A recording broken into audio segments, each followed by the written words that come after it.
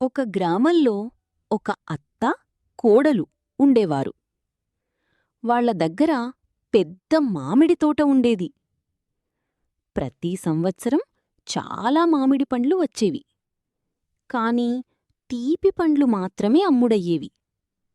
మిగిలిన పండ్లు వృధా అయ్యేవి. అత్త చాలా బాధపడేది.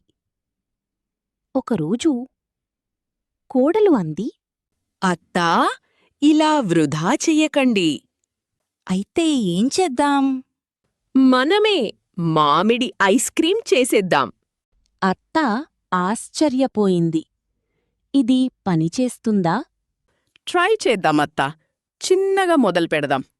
తరువాత వాళ్ళు పండ్లతో ఐస్ క్రీం తయారుచేశారు.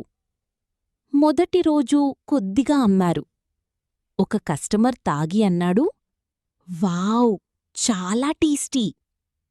మరొకరు అంది, ఇంకా ఇవ్వండి. కొంచెం కొంచెంగా వాళ్ళ ఐస్ క్రీం ఫేమస్ అయ్యింది. అమ్ముడవని పండ్లు కూడా ఇప్పుడు లాభం తీసుకువస్తున్నాయి. అత్త సంతోషంగా అంది, నీ ఐడియా వల్ల మన జీవితం మారింది. కోడలు నవ్వుతూ అంది, అత్తా, సమస్యను అవకాశంగా మార్చితే సక్సెస్ వస్తుంది.